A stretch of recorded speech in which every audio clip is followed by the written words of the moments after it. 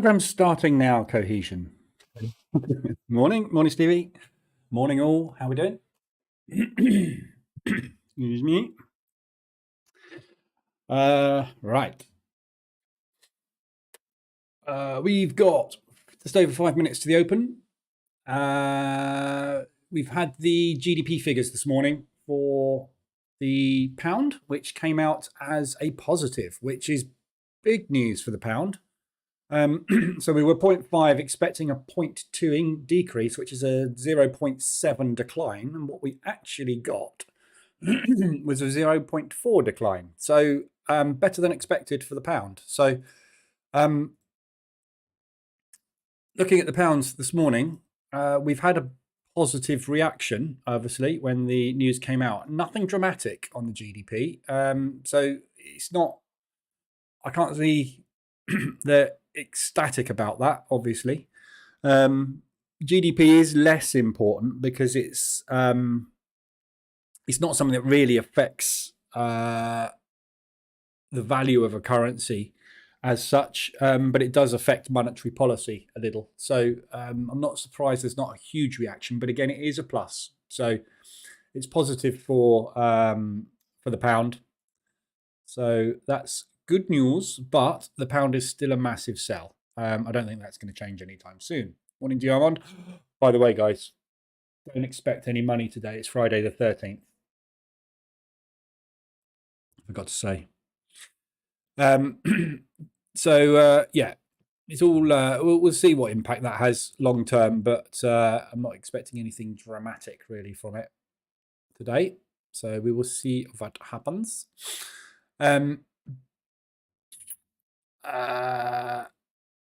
Just a quick look at what we've got coming up today. There's nothing news scheduled in today, apart from obviously being Friday the 13th. So obviously everything's going to explode.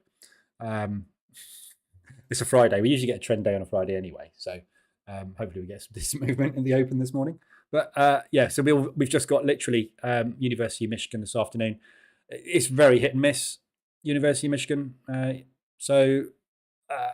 It's bizarre. It's one of those bizarre news events. It's such a weird news, but for some reason the Fed does pay attention to what these 200 odd students think. It's 500, sorry. But anyway, we'll see. So we might get some movement off of the US dollar this afternoon, but the US dollar is a conundrum at the moment, to say the least.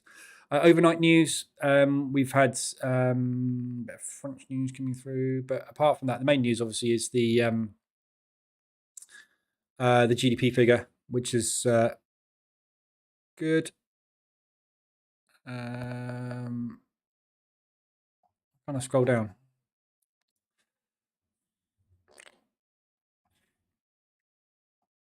Okay.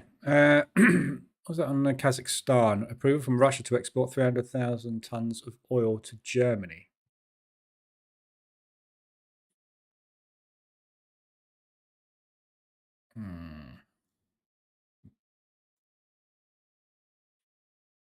Increase in oil price.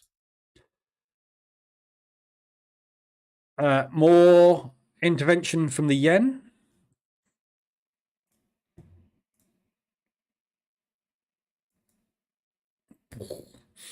Again, this is why I'm short the yen. I don't care what the big boys are doing. I just don't. When you get a country intervening like this, they're on the. They're there. They will do anything they can to pump their currency at the minute, and we saw that yesterday, didn't we? Massive yen movement. Bostic last overnight said we will be content with a 0.25 increase if interactions with business leaders indicate the inflation is declining, which we got indications yesterday that it wasn't going up, but not necessarily going down that much. So nothing much else overnight. So we'll have a look at the US dollar in a minute. We've got 2 minutes to the open. Nothing to look at there. So main movers yesterday, obviously we had a lot of movement yesterday. You can see we got a lot of weekly ranges here. It's Friday, so with the weekly ranges, if if we've had weekly ranges hit and we're still sitting up at those highs on the Friday, obviously there's a very good mean reversion opportunity, because if these have been pumping all week, what we're doing is we're putting in a very strong weekly candle. So even if that weekly candle, is not going to have any kind of wick on the top of it, it's very rare that you get a weekly candle that goes in like that and then the next weekly candle just absolutely flies. Usually there's some kind of pullback the following week before we get a bull candle. So anything you're looking at here on the weekly, there's an opportunity to get into for shorts. So things like the Aussie dollar Swiss, looking at these weekly candlesticks, we've had a little bit of a pullback on that. CAD yen, again, be careful with the yen. I wouldn't try and revert the yen at the moment. Now they've just done another bond. So Swiss yen down as well. Euro CAD, get a little bit of a pullback there. Just take that off that line. Just wanted to see if that was an inside bar or not. It's not. Euro Swiss, we know, massively extended. Biggest losing week for the Swiss for some time.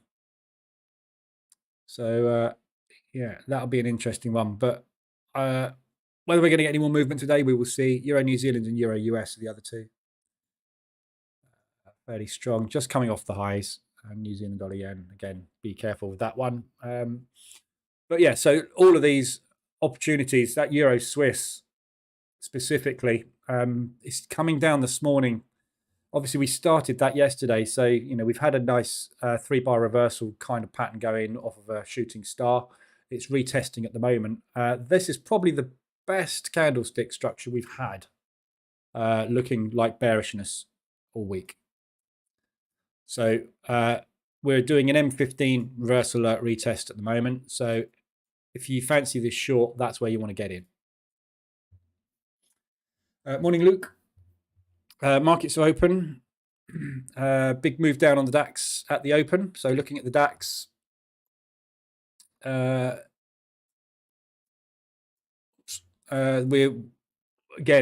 now 1, 2, 3 classing that as a bull day. 3, 4, 5, 6, 7, 8, 9, 10 days solid, straight up. This thing's got to have a rest. It's knackered. So we're going to get what I'd like to see today. The ideal situation for me today, what I'd love to see is them come and test yesterday's high. Because if we can get above yesterday's high, I think there's a good chance of a very strong sell-off this afternoon, or sometime during today. When you get these big rallies, sustained rallies like we're getting at the moment, the market has to stop and accumulate at least.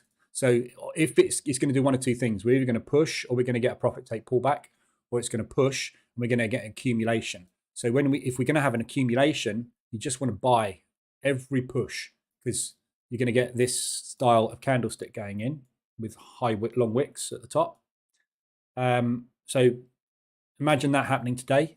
Watch it on the daily. If you get that candlestick pattern, buy any weakness you see. Anticipate some selling action coming in. So that's what I'm looking for on the DAX today. But obviously I'll be led by the market, see what the market does.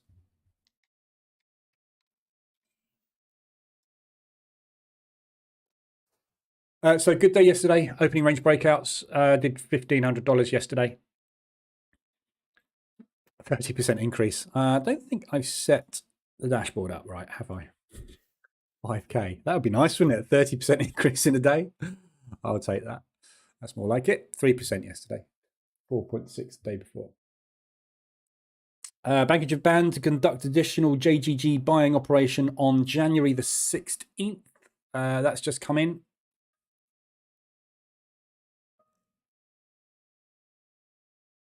So more purchasing. Core inflation is a key gauge for price pressures. Thanks for educating us.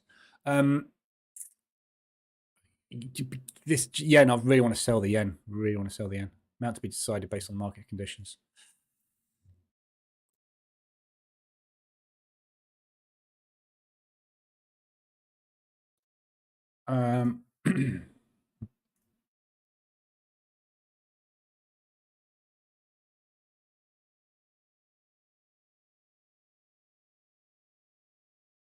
Jeez Louise, that's a big one.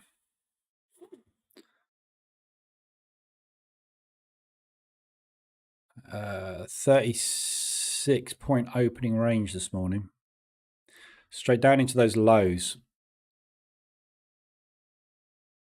So we'll see. This could be our rest day. So watch yesterday's low. Certainly having a good go at it, isn't it, today? And obviously watch the open of yesterday as well as another important level.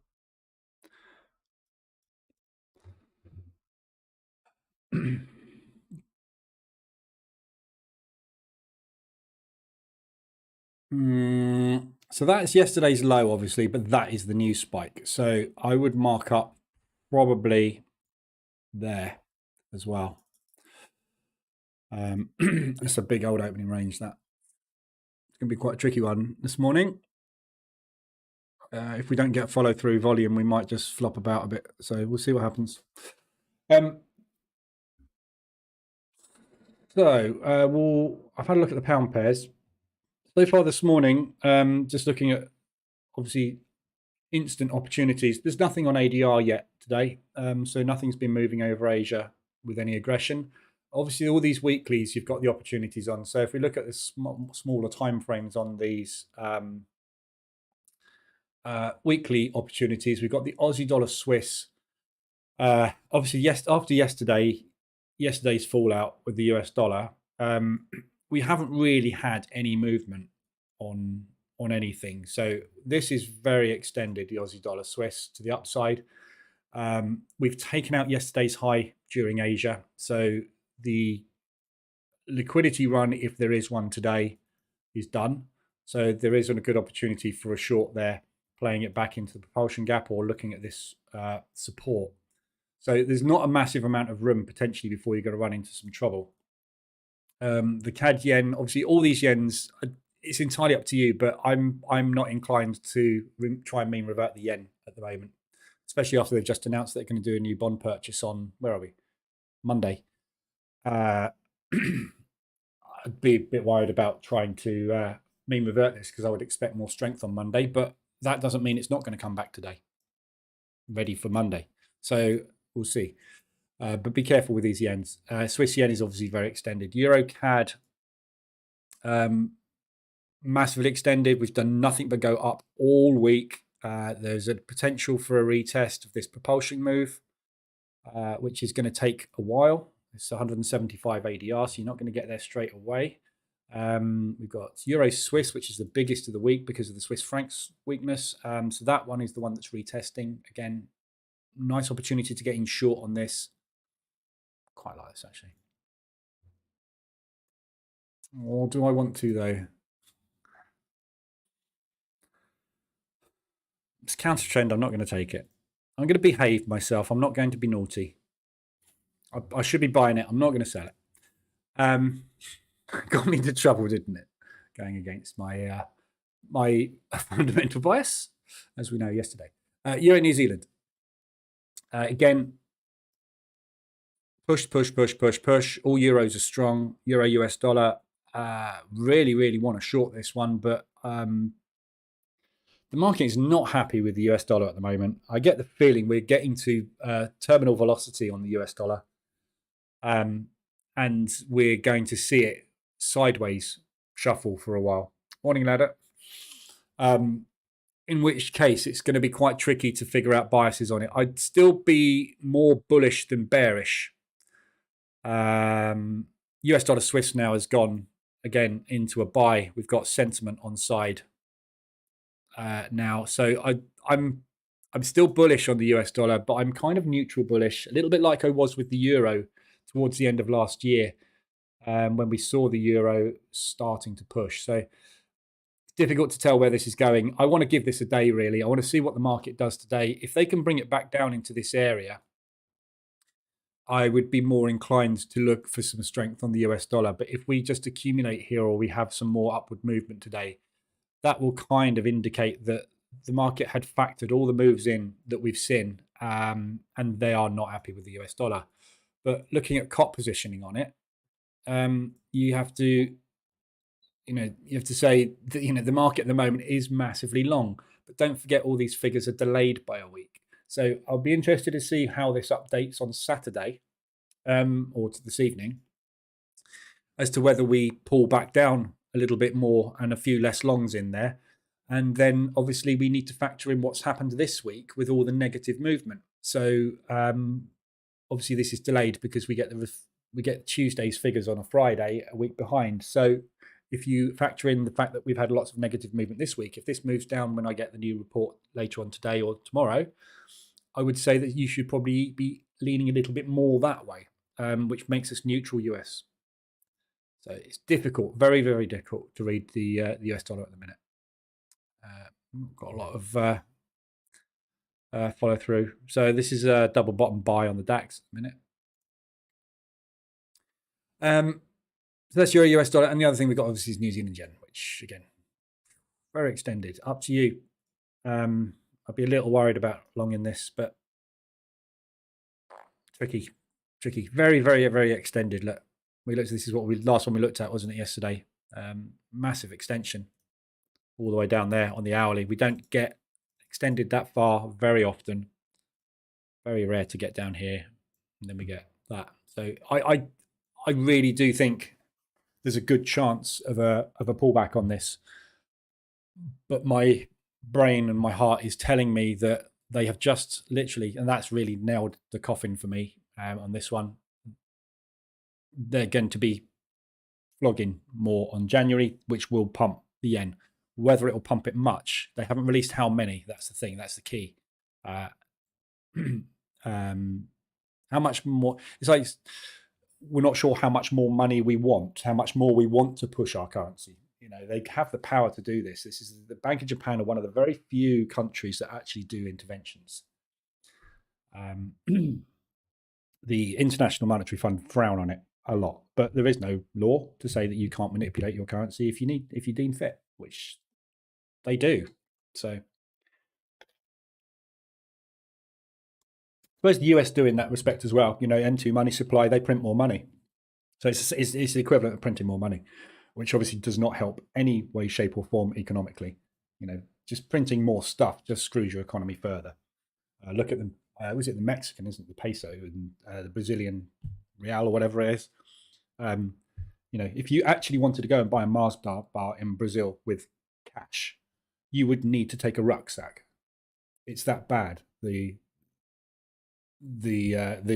money printing just devalues your currency dramatically. So N2 money supply is a very important leading factor. But anyway, so DAX at the moment, we are sitting on an inside bar. So no movement yet.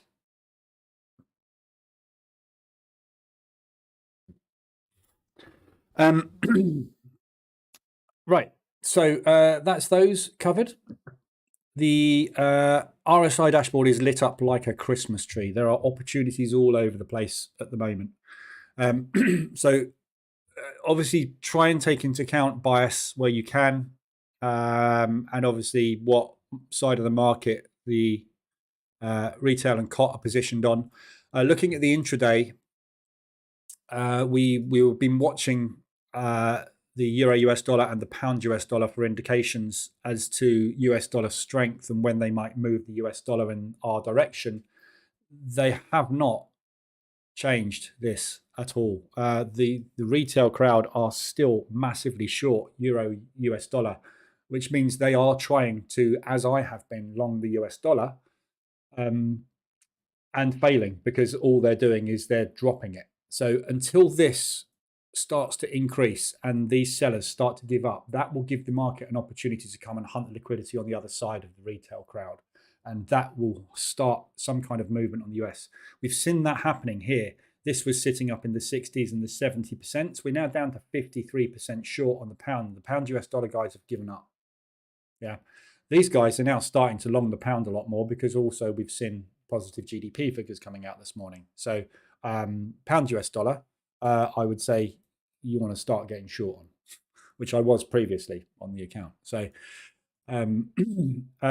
other sentiment, New Zealand dollar CAD, been long on that for absolutely ages. It's still a massive long. Unfortunately, we're just not getting any movement on that one. Yeah, so you can see I've longing in the crap out of this, and literally just sat in it all week. This is what killed me yesterday. You know, this is the type of trading that kills people when you're doing any kind of proper valuation. Trying to squeeze money out of something that doesn't move is impossible, isn't it? We can't do it. We need the market to move to make us money, and that is a prime example. I over leveraged yesterday on the euro, and the news took me out. So I'm still got my long bias on this New Zealand dollar CAD. I still think it's a fantastic buy, but we've got Canadian weakness off the back of US dollar weakness, and New Zealand dollar hasn't bothered to do anything. So you just sit there waiting and waiting. When this goes, it's going to be a beauty. The market is 100% short, as we've just looked at. So the market knows that everybody is short on this pair. They know exactly where all the liquidity is that they need. It's all sitting here and here and here. That's where they're going. Possibly even up to there, although that is a couple of weeks old now. But that's where it's going. It's just a case of timing. We're sitting waiting. They're just boring the crap out of everybody waiting. What they'll probably do is entice some more shorts in by coming and taking out yesterday's lows liquidity. They'll get more shorts in there, more stops up there, and then they'll run it. But you can see this accumulation propulsion move has been defended now by the banks 3 times. They're long. We know they're long because the retail's short. So just sit and wait. Get in and just keep getting into it and getting out of it until it decides to go. But nothing you can do. So we'll run through all the RSIs. Let's have a quick look at what we're doing. Inside bar after inside bar after inside bar this morning.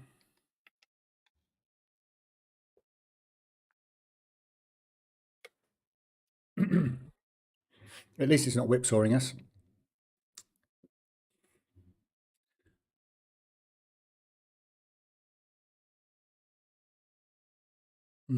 There's a slug in it today. We'll keep an eye on it. Right, so running through opportunities we've got. So Aussie dollar Swiss, from a sentiment perspective, is range bound, ever so slightly long. There's no cop bias, there's no real retail bias, there's no bias on it at all, Aussie Swiss. So I wish I could stop changing to the wrong platform. Aussie dollar Swiss is extended on the 4 hour. At least it's not whipsawing us yet. Yeah, that's what I said. Yeah, I'd rather have a flat, quiet inside bar day and morning than a whipsaw any day. Morning, Brian. If I didn't say morning already. Morning, Neil. Can you give your thoughts on Aussie dollar CAD? Short on H4. Yeah, I'll do Aussie dollar CAD in a sec. I'll just let me do Aussie dollar Swiss, then I'll do Aussie dollar CAD. We haven't got any alerts on Aussie CAD, but I was short on that as well. So yeah, Aussie dollar Swiss, very, very extended on the 4 hour. This is one that we've got no bias on it, so you can really take it in any direction. Any mean reversions that you've tried so far on this in the last couple of weeks have all worked absolutely fine. Its market structure is beautiful. It's just textbook ladder. So I don't have a problem shorting this at all. There's no bias on it. The Swiss franc, obviously being massively weak, this is the result of that massive Swiss franc weakness. So it is very extended. That was really the ideal short, but as I said yesterday, I would struggle to short anything Swiss at the moment because I'm still unclear as to what the market is going to make of this SNB loss. So it's not something we've ever experienced before. The central bank, it's like the Bank of England suddenly losing an absolute fortune. It's like, whoa, something's wrong, isn't it? If your main central bank is making billions of dollars in loss, it's not right. And that the problem with specifically the Swiss National Bank losing money is the SNB is part of the largest GDP factor for the country because the vast majority of Sweden's income comes from banking sector. We push a lot of money through the SNB, which is why their interest rates are always historically held negatives. because they want to make themselves the most attractive place to put money through with zero cost. So the fact that they've lost money is not surprising, but it's a big one. So I'm still unsure as to what's going to happen with that, but we will see. Obviously, somebody knew about this a while ago before it was announced. So just be a bit careful shorting it. You're not going to get any indication from fundamentals on the Swiss. If we look at all the Swissies, so Aussie dollar Swiss is negative, CAD Swiss is negative, Euro Swiss is positive, Pound Swiss is neutral, positive. Yeah, there's no real bias one way or the other, really. So it's a difficult one, but yeah, there is an opportunity for a short there. Obviously, it is very nicely extended. I wouldn't get greedy on it. So what we've just done today is taken out yesterday's high. So if you drop down to M15, you've just had the reversal alert on it.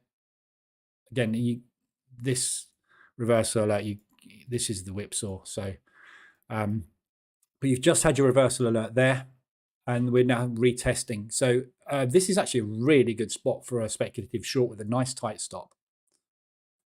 Lovely wicks to the upside for the last half an hour. So yeah, short here, but don't get greedy. I'd get out at ADR really, just as a quick one, somewhere into there.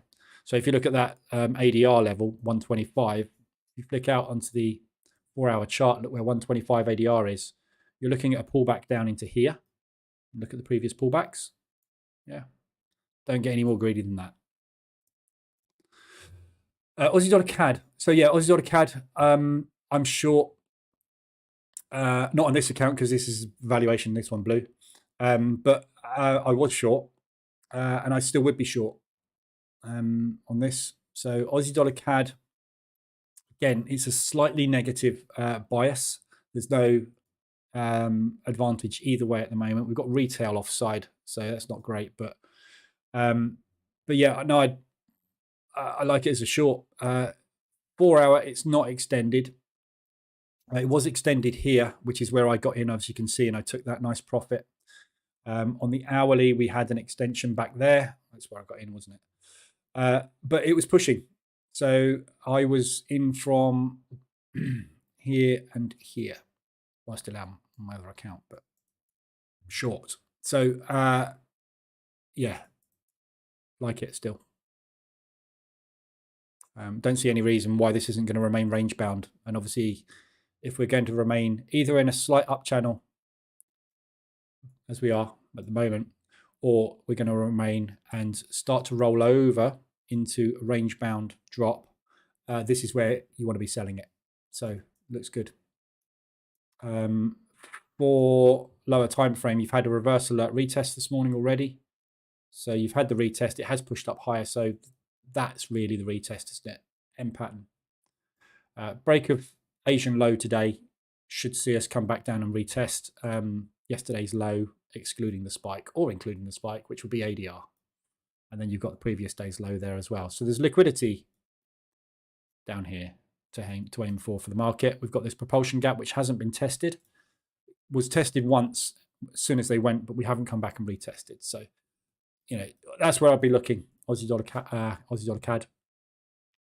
I like that one still.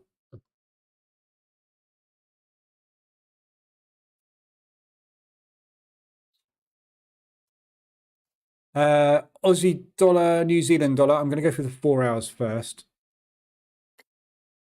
Morning, Tom. 88 100 was your target on that, you said? On Aussie CAD?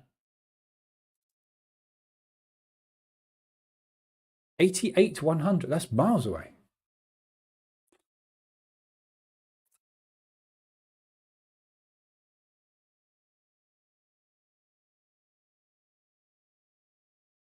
$88 100 is all the way down here.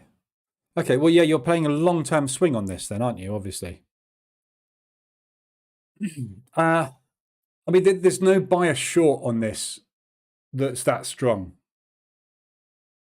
But if you know, I mean, yeah, if you're playing the long game, yeah. I mean, I can't hold stuff that long, but yeah, I mean, market structure is bearish, so I mean, there is every possibility this is going to come down to that sort of level long term. But there's nothing on your side from a sentiment or fundamental perspective at the moment, which is really going to drive that. The issue you have with the Aussie, which you need to be aware of, is that they're in talks with China for reopening coal exports, which will boost the Aussie economy, which will potentially drive down inflation, which will mean they will be able to slow their interest rates, which will make them less attractive. So, but saying that, the Aussie's been really downtrodden for quite a while. This is pushing against the CAD because the CAD's been in trouble. But it's. I think there is an opportunity for the Aussie to push if that happens. If that doesn't happen, I think the Aussie is going to be on a bit of a spiral, to be honest, because China's really stuffed them because China is their main target for exports, and China's been closed, so they haven't been able to export. Their biggest customer has said, "Sorry, we're not buying at the moment," which has really hurt the Aussie economy. Which, as you can see from the Aussie New Zealand, you know, this is normal for Aussie New Zealand. Aussie is the biggest part. If you look at this as one continental sort of partnership, that's the norm. The bigger guy makes the most money. That's what's happened since China went into its secondary lockdowns, and all the figures started coming out not good from Australia, and they started coming out very good from New Zealand. So the fundamental shifted. So, but yeah, it could go either way. The problem at the moment, and this is why I'm focusing a lot at the moment on intraday, trying to use intraday money instead, and just getting decent profits in prop and taking those out to pay, because the whole FX market at the moment is being driven by interest rates, and interest rates are notoriously difficult to predict because there are so many factors. So this is why we see you have expectations, and then those expectations get crushed very, very quickly, and it's very hard. And this is why we've seen, before Christmas, we've seen an awful lot of this stuff going on.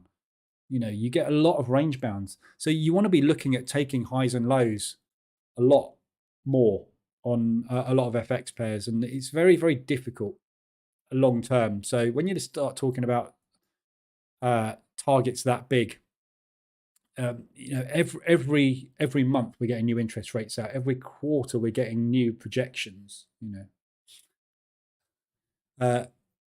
So I'd be more inclined to stick to small targets. But if you're bias, yeah, and what you're saying is you reckon it's coming down here, which is fine. If that's your bias, get in, get out, wait, get in, get out, and just keep getting in and out on the way down, rather than going in, wait, out, because that could take a year, could take 3 months, no idea, could take a month. But you're better off getting in and out 100 times and milking the crap out of it than you are trying to go for that long one, in my opinion anyway. That's just, it's hard. Swing trading's hard on the mental part of trading, which is the hardest bit. Diarma's just said DAX is making me sleepy. Yeah, not happy today, is it? So the initial move has just been added to.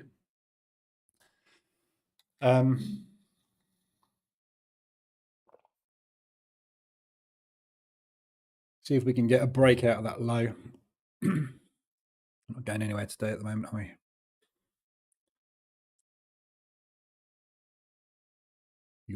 Yawn fest. So yeah, Aussie dollar New Zealand is the next H4 extension. So yeah, very nicely extended to the upside. I shorted this here. So we had an ADR hit, RSI extension to the upside. I shorted it, got out in the propulsion gap. Perfect trade, just absolute textbook. And since then, it's just gone for a new leg. Again, extended, short it, get out. We haven't got any targets to the downside really on this one, unfortunately, at the moment. So difficult really to pick where we're going to go. You need to be aware of and careful of this level. This has acted as support. So we know that was your high. We came back and retested that high and popped off again. So that would be my ideal play, which is about half an ADR. So there's not a lot in it really for you. Drop down to M5. You've had the reversal alert. We're just getting the retest now. So whatever candle closes back down below that level will be your retest alert. And there's your M pattern reversal. M15 is probably cleaner. So yeah, take that. What you're doing if you take the M15 is you're invalidating that propulsion gap as well. So it gives you a bit more legs. But look at where we're going, potentially. There's no room, is there? Much. So that high there is there. When you look at it on M15, it's potentially a 35 pip move on a 73, so it's half an ADR. It's not particularly attractive, is it? Right about gold selling point, 1920.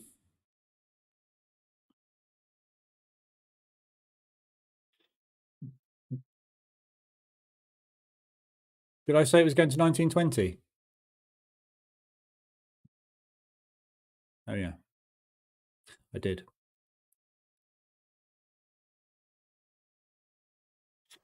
That's I can't remember who asked about it yesterday, but we lost. So that's a very strong support resistance at 1920, which is 125 ADR. So if we can get there, I would be. If we get there, it means we've got another massively weak US dollar for a day or two, doesn't it? So I hope we don't, but looks like it. No. And again, this is why I don't trade gold. Yeah, look at the RSI. It's very, very, very difficult to mean revert gold. When it wants to go, it goes. And this is it. It just doesn't work from a position trading perspective, which is why I don't like it. I have nothing against gold. You know, if you're trading intraday, it's an absolute beast. You can make a lot of money on it. But trying to find intraday, the problem I found with it intraday, and I think this is why I lost a lot of money with it as well, was by the time you see the movement, right? A normal propulsion gap, for example. Look at that. I mean, it's gone so far. It goes so quickly. So when you're waiting for candle close to get into something, a confirmation short, it's gone so far by the time you get in, you've got very little room left to actually make any money. That's the problem I find with gold. It just moves too fast. That's the issue. And when you're looking at market structure and waiting for a confirmation of market structure break to enter into a trade, if the thing has gone 50% of the move when you get the structure break, you're late. You just missed it, haven't you? You've got to take it before the structure break, and that's notoriously difficult because you've got no confirmation of it actually doing anything. So anyway, Aussie New Zealand. So let's all the yen pairs. I'm not going to cover all of these yens that are extended. There's no point. We know what's going on with the yen. They are strengthening it up. They've announced a bond purchase now on Monday. So if you're going to mean revert this, you've got a chance of it working, but you want to be out today, I would say. If you're not out today, I would just get out. It's one of those trades, right? What you want to do is it's a close end of day, close end of week trade. If you get into this long now, right, don't use a stop loss. Get into it with a risk. Say go for 0.5% risk on 100 ADR. Get into it now with that type of entry. I'll do it now, actually. Let's do it. Let's do it. So half an ADR. What shall I take?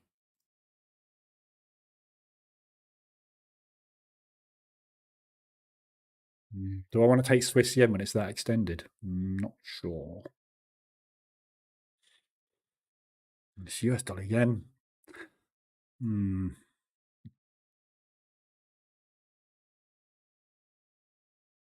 Really fancy US dollar yen, you know. Just get the feeling we've got some US dollar strength on the way. We've got Michigan this afternoon. That might pump it. Right, let's look at the yens. What's the most extended yen we've got? Let's do it this way. And let's use the hourly. So far, that's where we are with US dollar yen. New Zealand dollar yen is better. Pound yen, way better. Do I really want to use the pound yen? Euro yen, better. Swiss yen, they're all better, aren't they? God, that Swiss franc. I'm not getting on that Swissy. I think it's dead in the water, isn't it? Euro yen. It's nothing that really is in a good spot, is it?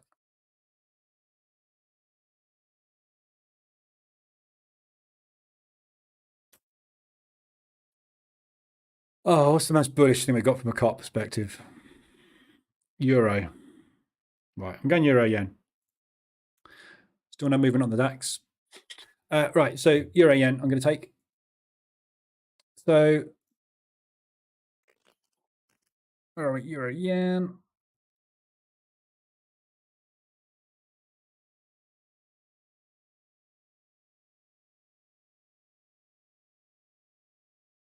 So I'm going to risk a 0.25% on half an ADR.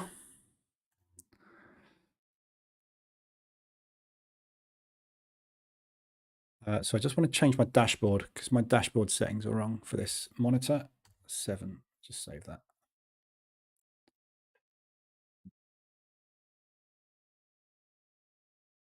So my lot size should be something like 0.3.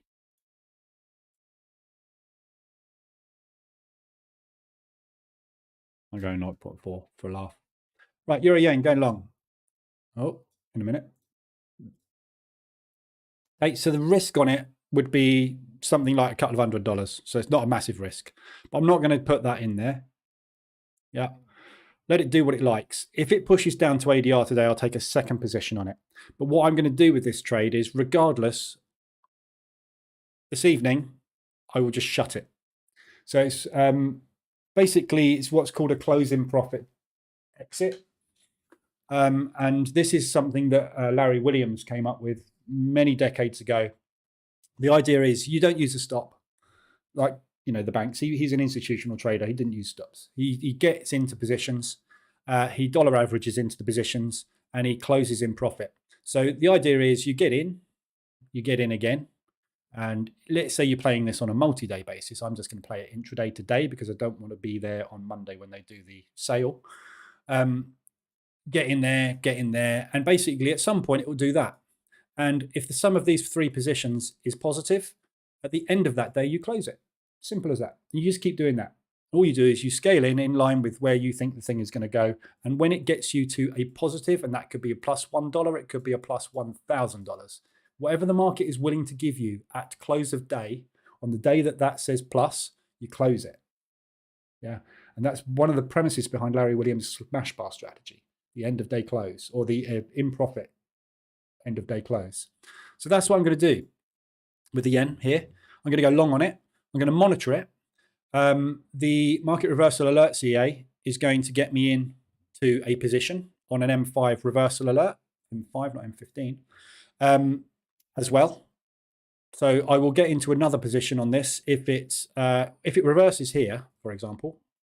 The EA is going to get me in there because it obviously doesn't take manuals into account. So I'll have an ad there, and then this evening I'll shut that trade out, and we'll see what happens. If it's down here this evening, I'll close it with a loss. Yeah, so it's basically an end of day close. But all these yens, and the reason for it is all of these yens are massively extended, as we can see. Yeah, and there is a new bond purchase coming on Monday. So there's a good chance that we're going to get another strong day on Monday. So we might get a profit take move today to entice the market to go long. Yeah. And then they'll take that lot out on Monday. So there is a good chance of a reversal. But as you can see, all of these are massively extended, all of these yen pairs. So you can basically pick any yen pair. I've just gone for the strongest at the moment from a sentiment perspective. So COT is positioned massively long on the euro.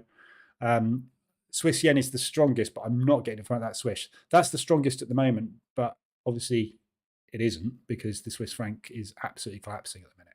So apart from that, the best buy out there is either that one or the euro, because that's got massive COT on top on side. So it's a good strategy. It works. Very, again, you know, I keep talking about Larry Williams, but the only reason is because he's very similar to the way that I trade. He was a position trader. He did exactly the same thing, made a lot of money, but he never used a 5-minute chart, only ever daily. Morning, Seymour. So I'm not going to cover all of these yen. So anything yen extended on the hourly or the 4-hourly, bypassing today. Good luck with the DAX this morning. CAD yen, Swiss yen, you know, they're all massive mean reversion possibilities, but they're also massive tanks on Monday, potentially. Don't also forget that there may not be, when there's a any kind of auction, bond purchase, sell-off by any central bank or government, the other thing you have to take into account is it is always run as an auction. So they get what people are willing to pay. If people have already bought a load, there's a lot less demand. So secondary sales tend to be worse because there's not enough money left to buy it. So the amount that they release and what you actually get for them varies a lot.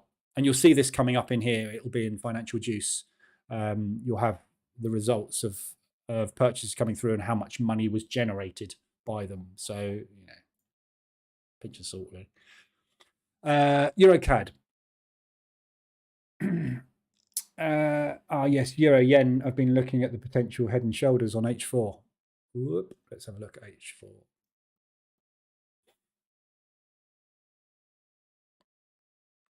Yeah. There is a potential head and shoulders there. That one's, so this is, when I was talking about head and shoulders yesterday, wasn't I? Or the day before, I can't remember. This is where you buy your head and shoulders. This is the ultimate buying spot for a head and shoulders. Left shoulder. Because we know that most head and shoulders patterns fail. So what tends to happen on a head and shoulders is something like that. That's where they say the head and shoulders is now starting to form and complete. You take the neckline break. That is where you should take it, because virtually all the time what happens is the neckline break fails because what? It's a triple top range.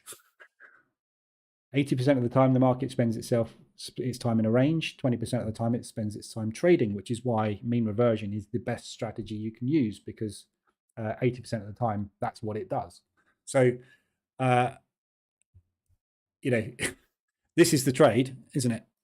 That's the one, the head and shoulders, right shoulder. But I will close that out. So, you know, if we get a bullish engulfing on H4 and then we have another couple of candles like that for the day, that's where I'm exiting. If it goes and hits 125 ADR, that's where I'm exiting. Whatever happens this evening at 9 o'clock UK time, that's where I'm exiting. If it's down here, that's where I'm exiting. It's a profit or a loss.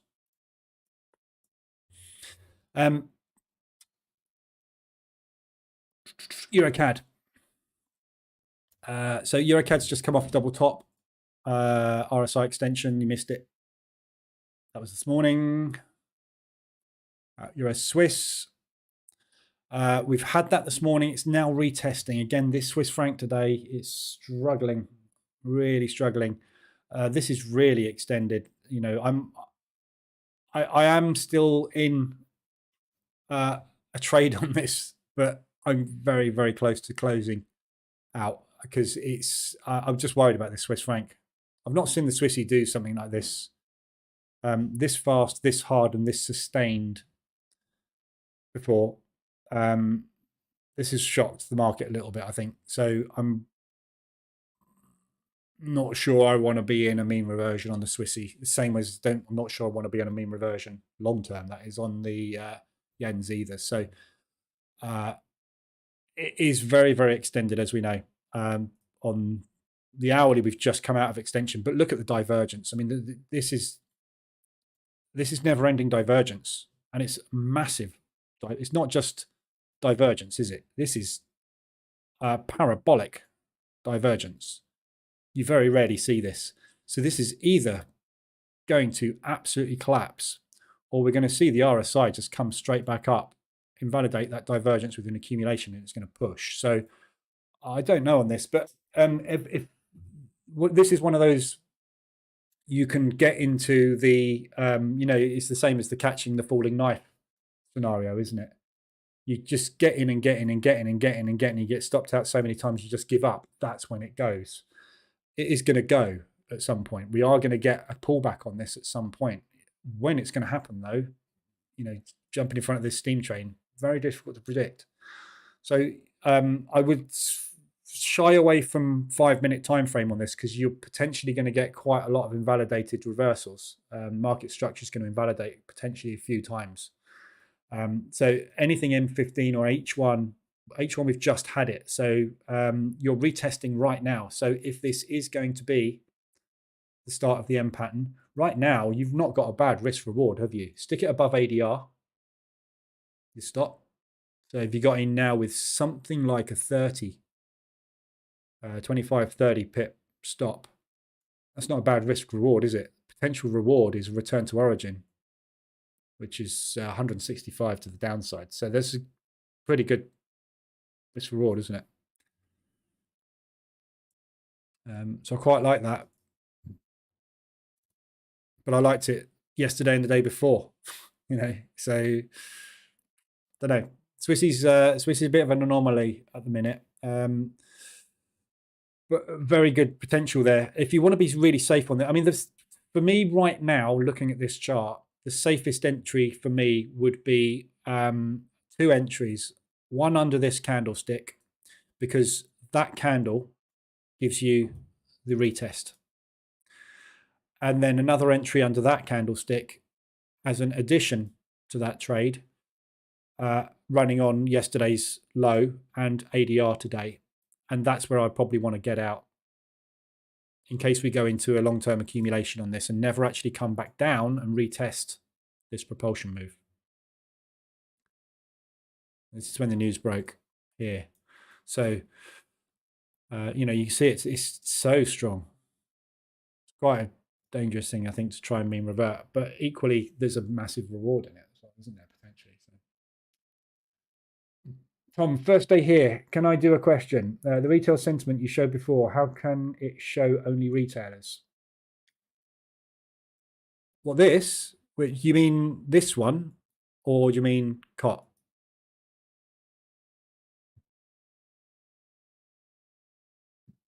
This one, retail sentiment. So this is broker data. So this is data gathered from a lot of large brokers. Traders account, you and me, yeah. So brokers, Axie, people like that, yeah. Brokers, Axie, Robo Forex, IC Markets, normal retail brokers. They're called retail brokers. They allow retailers, home traders, to trade in the markets. This is an amalgamation of all of those guys' positions, which are published by a lot of the big brokers. So IG publish, Ducascopy publish, Axie publish. There's a lot of them that publish. So this is basically taking all of their positions long and short, and it updates on the hourly, on the hour, as to where they're positioned. The idea behind retail sentiment is that they all get it wrong. So if you go and look at a broker's website, they publish, in the UK, this is in Europe, the law is they have to publish the statistics. This will change. So this was 84% the other day. I'm not sure what it is. They have to use an aggregate of a month or a quarter, I believe. Not sure on the exact numbers on that, so don't quote me on that. But 82% of retail investor accounts lose money when trading. So what does that tell us? They're wrong. So if they're all short, and 82% of them lose, what do we need to be? Long. Yeah. So we just need to find an opportunity that goes against these guys. That's the way you use retail sentiment. COT is commitment of traders. So this is the non-commercial professional traders positioning. So these are the guys that know what they're doing and don't lose the money, right? So these are large institutional traders, pension funds, excluding hedge funds, because hedge funds take trades without sentiment, so they don't care which way it goes. That their purpose is not to make money; their purpose is to offset investment. So this takes into account what's called the non-commercial investors. So this takes the data from the Chicago Mercantile Exchange, which is the largest futures exchange of everything that you can trade. And this shows you the positioning on a weekly basis of the large institutional players, the guys that normally get it right. So if all the guys that normally get it right are long the New Zealand dollar, and all the guys that normally get it wrong are short the New Zealand dollar, we want to be on side with these guys when those guys are the opposite direction. Yeah, and that gives you a scorecard. So with COT, I use a scoring of between 0 and -4 and +4. And with retail sentiment, I use a weighting of -2 and +2.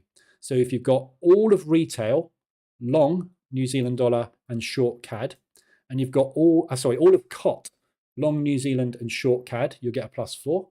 If you've got all of retail, short New Zealand and long CAD, i.e. trading against these guys who make money, you get a +2. So if you get a +6, that's the way you want to be going. Now, this can't be used as a timing tool. This is a sentiment tool. So it shows you their current positioning. Their current positioning could last for days, weeks, or months. We have no idea. But we know at some point that thing is going to move. So the way you use it is you go into your chart on New Zealand dollar CAD, for example, and you go, right, okay, next time we come down to the lows, I'm going to buy it like I did there. Yeah. So we came down, we hit the lows, I'm going to buy it down at the lows because I'm expecting the market to push higher. Yeah. And every time you buy the lows, it pushes off. Now, we haven't made the move yet, which I'm expecting to happen. But if it comes back down towards these lows, we get an ADR extension, we get an RSI extension, any kind of extension to the downside, I'm going to long it because I know the big boys are going north and everyone else is going south, which means that their stop limits, stop orders are up there, which means that's where the market's going to go to find liquidity. Yeah. Retail sentiment is hourly. Hot sentiment is weekly. It's all explained on there. If you go to the retail sentiment website, on my website, go to fundamentals, click on intraday sentiment. I'll put a link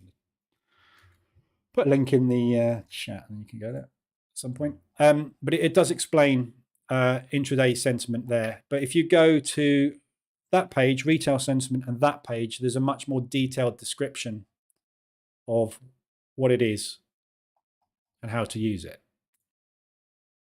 This isn't the be all and end all, but this is, it says there, this is not a timing tool. Yeah, this is used to give you a bias. Your bias could be executed at any time. There's no way of timing the market. You can't time the market. No one can time the market apart from the banks because they're the only people that can move it. So don't try. Which leads me on to the position trading bootcamp, which teaches you basically the best way to trade with the markets, if you like, with the guys that move it and how they view it and operate it. We're really holding this propulsion gap move at the moment, but there's no volume. So I get the feeling we're waiting for something. It's certainly not University of Michigan, but there are no other news events today, so I'm not quite sure why we're like this at the moment. But we quite often get a trend day on a Friday, so hopefully they're going to kickstart soon, and hopefully it's going to be a big old candle followed by a big old candle and a propulsion gap. But we are not going anywhere right now. So EuroCAD, Covered that one, didn't I? Did I? Oh yeah, we missed the Euro CAD, didn't we? And we were talking about Euro Swiss. So yeah, again, we're putting in a doji at the moment. So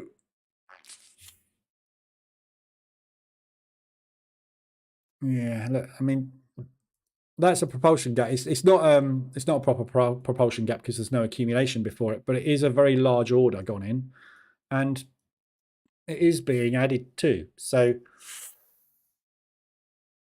kind of like that short. That does obviously hedge me because I'm long at the moment on the euro. But anyway, that's more to do with the yen, not the Swiss franc. This would be to do with the Swiss franc powering up. So dare I take a euro Swiss short as well? I might do this on the same basis, you know. I'm going to have a go on the euro Swiss as well. I'm not going to use a stop on it though. I'm just going to get out. I'll see where we are. Basically, I'll see where we are today later.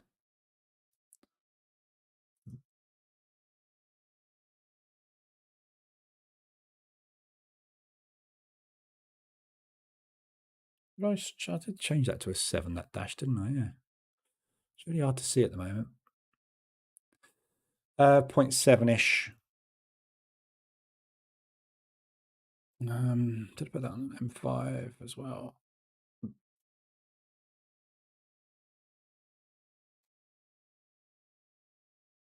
So roughly half an ADR is 0.25% for me. So looking at, you know, if we get 125 ADR, I'm only looking at about 0.25% loss, which I'm not bothered about. So going short Euro Swiss as well. Again, another crack at this. I just think this Swiss franc, you know, it's so exhausted after this push. I'm not necessarily sure that we're going to get a lot of strength in it, but I also don't think it can go much further today. I think we're exhausted. So I'm going to have a crack at it for a short, and you know, if I take 500, get 0.5% out today. It's fine. EJ 10 pips already. Yeah, so it's pushing at the minute. It's pulling back a bit at the moment, but we'll see. Strong move down at the end there. So you know, the reverse alert's a long way away. Euro pound. So euro pound basically is a strong buy. With the GDP figure changes this morning, it's still a buy. It's not, you know, look at the pound movement so far this morning. Not particularly convincing, is it? Yeah, we've had better than expected GDP. The pound's really not that bothered, is it? So euro pound obviously still along. Lagarde's been very, very, very quiet. I haven't seen much come out of the ECB. Kazakh's the main talker at the moment. Lagarde's been very quiet. ECB rates should rise well into restrictive territory. Yeah, blah blah blah. So basically, it's all bullish, bullish, bullish, bullish euro, and it has been for months. So I'm looking for long opportunities on euro pound. At the moment, we've got 4-hour extended to the upside on that move. So this isn't something I want to really get in short on. I want to wait for pullbacks and then start to take longs. But it's coming down very nicely so far this morning. So that's not really a decent entry. Euro New Zealand, that's coming down very nice and hard as well. Euro New Zealand range bound short. The strength of the New Zealand at the moment, it's not stopping. Still no DAX movement. So yeah, extension on that one was to the upside. That's coming down. So if you were mean reverting these, you've got to be quick on this. I mean, literally it just alerted, and as soon as it alerted, basically it collapsed. So you've got to be fast, haven't you? But obviously that's a liquidity move by the looks of things at the moment. But any kind of movement back into there, round about ADR, potentially you could look for a long on it. But it's a short at the moment. But you've got two currencies at the moment which are pretty strong. So it's not a bias in either direction at the moment. If we get COT going on side, sorry, wrong one. If we get COT going on side this week, one way or the other, then we may want to start looking at getting into one direction on it. But at the moment, we're sideways. So short highs, long lows. I'd be inclined to do both, to be honest, but that's not extended enough for me. Just getting there. I want to be up these sorts of levels really, or down here. Euro US dollar. US dollar's still not doing anything today. US dollar CAD, we just got an alert on as well. So let's just move the dashboard a little bit on the hour. Still no ADRs. Euro US dollar. I just want to see today play out. I can't believe that we're not going to get any strength at all on this US dollar. It's a little bit of a mystery to me at the moment, this one. So it is a sell at the moment, but there is no COT bias. Sentiment is long. So everyone's long Euro US dollar. Sorry, everyone's short Euro US dollar, as we know. Yeah. So we should be looking for long opportunities on it from a sentiment perspective, and it's doing that at the moment. So what I'm waiting for really is to see some kind of, like we've had on the pound US dollar, some kind of movement back this way to show that these guys are scaling out and starting to go the other way. And at that point, we can go back down. Yeah, we've got University of Michigan this afternoon, as the Armands just said, which could spike it a little bit, but it just worries me. This, we had all that positive news last week, and the thing that actually moved the market last week off of all the positive movement was the PMIs, which is the least important bit, and they really, really moved it the wrong way. I get a feeling this movement was not based on the PMIs. It was actually based on their anticipation of the CPI figures. So they were factoring in the CPI figures with this move. This wasn't actually anything to do with PMIs, which worries me because it means they've got no confidence in the US moving forward, which is worrying. But and obviously, as we've got such a strong euro at the moment, obviously this is taking full advantage of that fact. But you've got to say that's a big old target. Go and look at big news events. I haven't really got much on the chart at the moment. You go back and look at big news events when we get these large propulsion moves. We virtually always come back and retest them. There's one there, push, slam. This is what I'm waiting for, the elevator shaft move, which it needs a catalyst. We need something to do it. We need Powell to come out and say something, or Lagarde to come out and say something stupid, or something's got to happen. A news event, really. We've got bank holiday on Monday as well in the US. So next week we're very shy. We've got manufacturing index next week. We've got PPI next Wednesday. So maybe it's retail that will help. There's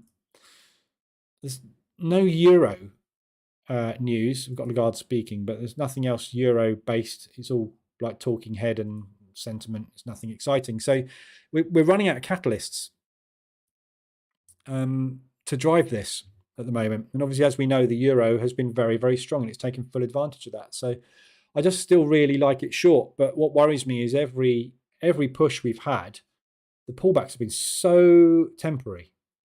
We got one and then it was bang, off again. It doesn't bode well at the moment, does it? Is what I'm kind of trying to say for the US dollar. So I'm just a little bit reluctant to short it. I'm more inclined, if we do get down here, go, oh well, I missed that, and buy it. So I don't know. I want to see today play out really. And well, I don't think we're going to go very far today, but I want to see that out of the way.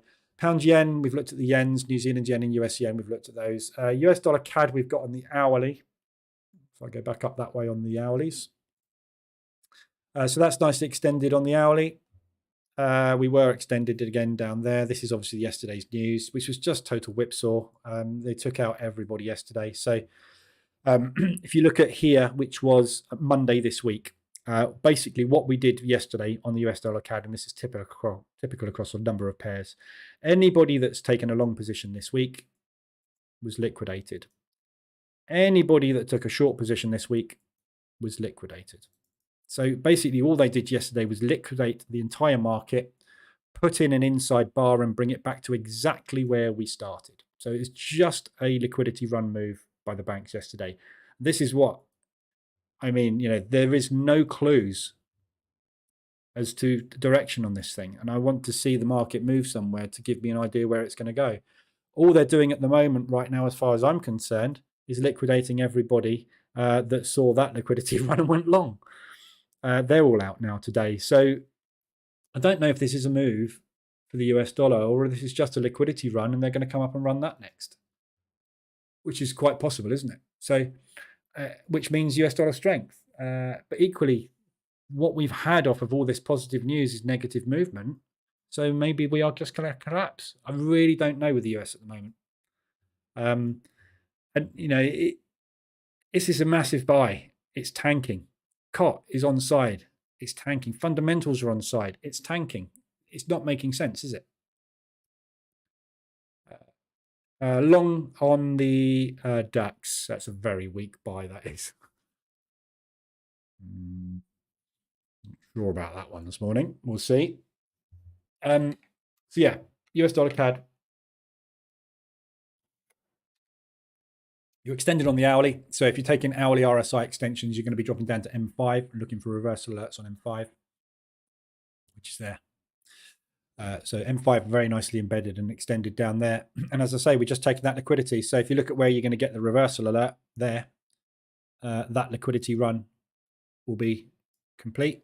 And then we'll see if we get pull back, push, or just obviously go from there. So there's an opportunity on US dollar CAD, but it's very difficult to take a long against something that's coming down that fast and that hard, and has been for a while. So I'm going to sit on the sidelines today on that one. We've looked at all of these. That's it. There's nothing else. Oh, euro yen, but we've looked at that. I'm long on that one. That's extended on the hourly. I'm long. Again, not got the reverse alert yet. If we get the reverse alert, I'm going to add to the position. Obviously, we're sitting up here somewhere end of day. That's where I'm out. But that's it on those. So intraday sentiment is pretty much the same as it's been all week. We've got these 5s and 6s. That -4's disappeared now. So there's nothing to look at on the short side. There's nothing strong on the short side. It's all strong on the buy side at the moment. And it's the same things. New Zealand dollar CAD, which we've been looking at. New Zealand dollar CAD hasn't managed to make any progress all week. Sideways. Total sideways. Just clear my chart up. Get rid of everything. New Zealand dollar CAD, yes, sideways, not gone anywhere. Euro CAD, again, another good long opportunity. Yeah, see, if you'd have taken that one this week, you're still in it and laughing. Or get out now because you just better get a reversal alert. But yeah, that's a lovely long. Has been all week. Euro pound, Euro Swiss. It's all euro. Look. Euro pound, Euro Swiss, Euro odd. Euro pound, good push. Euro Swiss, that's obviously a good push, but not for the reason of sentiment. That's because that happened with the bank. So yeah, Euro odd, everything. So Euro odd was the other one, wasn't it? Whoop. Yeah, Euro odd. Again, that's another one. So basically the two that haven't moved have been the Australasian pairs. Euro odd hasn't managed to get anywhere, and the New Zealand hasn't managed to get anywhere. So But, you know, if you'd have bought every bottom, the entry was obviously on Monday on the RSI extension. That worked. But other than that, it's just not getting anywhere, is it? We're stuck here. They're holding it down from this move out. They're just holding it at the minute, not letting it out. But equally, the buyers are saying we want to go higher. So one of these is going to break, isn't it? There's a beautiful trend. There's a beautiful breakout trade coming at some point. I would rather be doing that breakout trade. For me, the best trade on this is buying yesterday's low. If we can get down here today, if we get down to yesterday's low, buy that today. If it does go for a deeper pullback, buy ADR, and then add, if you can hold it, add above that breakout. And if it pops out of there, you're coming up to here. So add, exit. That's what I see happening. But you know, this week has just been an utter sideways mash of news spikes and nothingness, isn't it? You're either lucky enough to be shorting the yen or shorting the Swiss at the time those moves happened. Otherwise, you're just sat sideways. All that you can do. So I am long DAX. Not particularly hopeful on this one this morning, to be honest. Running straight up into resistance.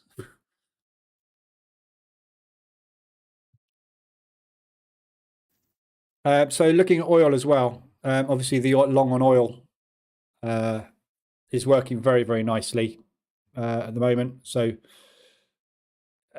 targeting this high, this is where I was looking to get out. That's actually within reach today. It's ADR. So if we get ADR today, I'd be looking to get out on this. So ADR is the double top. We're going to find limit orders up here. So this is this balance, propulsion gap move. Yeah, we've straight into that balance. So this is a price discovery, failing, price discovery, failing, price discovery. If they knock on the door the third time, we've got a chance of getting through it, but I would get out there just in case. Or not, don't get out there. So if you're still long oil, when we get to ADR today, depending on where you got in, my entry was down here somewhere, isn't it? So depending where you, it might be down there somewhere, but depending where you're in, either break even, I would probably lock in. So get up to there and maybe lock it in under today's low, for example. So look at it on a daily chart and what you'd be expecting to happen on a daily chart. Just, you know, lock your profit in underneath daily lows. So today, if we go to ADR, we're going to be up here. So the candle will be there. Right, and we're going to hit this resistance. That's the balance. So pushing up to there, lock it in under there. And as long as we're going to make a higher low moving forward on our way past this resistance, you'll be safe. Or get out. Depends how much profit you got on the table, doesn't it, when you get there? And what situation you're in. But that's oil. Looks good.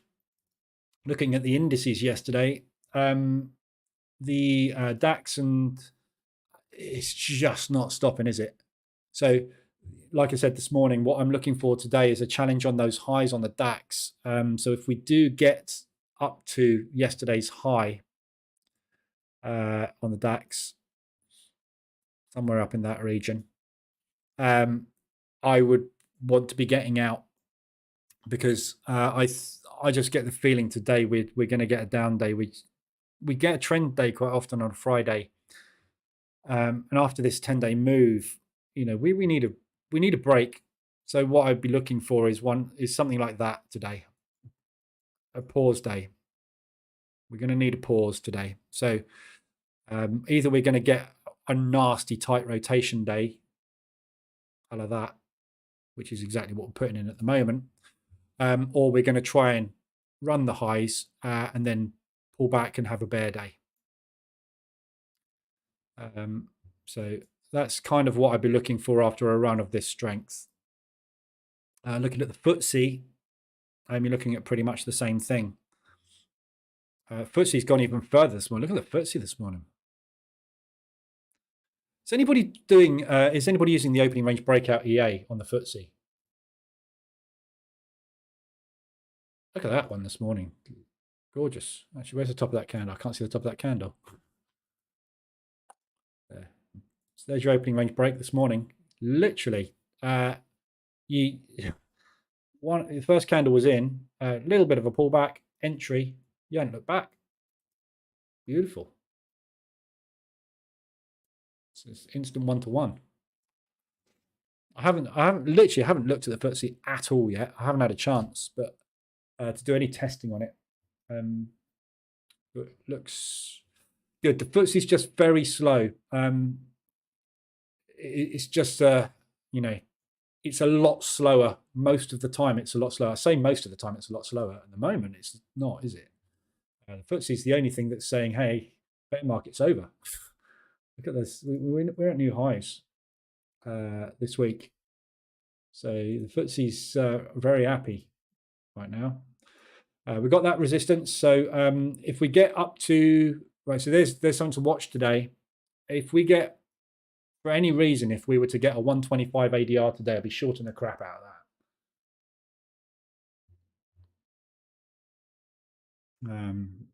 You want to be watching that level like a hawk. 125. I'm going to set an alarm on that.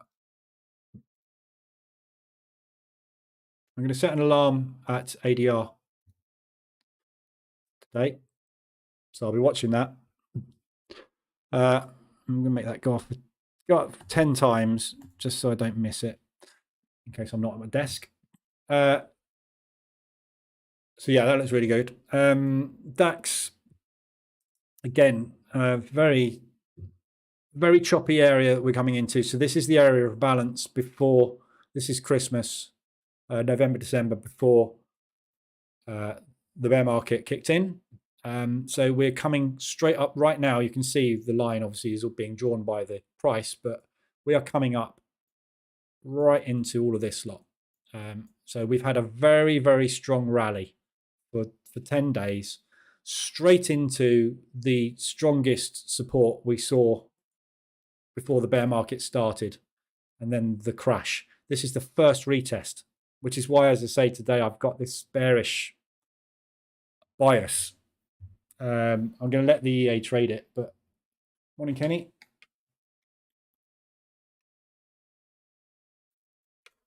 Personally, I'm a little bit more looking for downside today, but the FTSE's rallying very hard.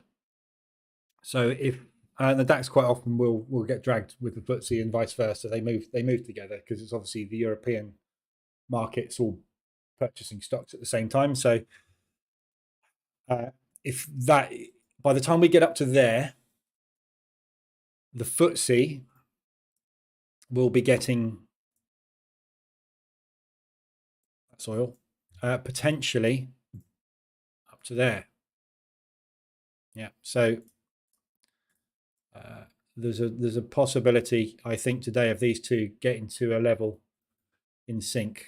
This is going to take a monster day, though. Look at where we've got to get to. We've got to get, look at the FTSE and the ADR days we get. Yeah, we don't get too many ADR days. That was an ADR day there, definitely 200, well over. So we got, you know, it's got to go some this morning, innit?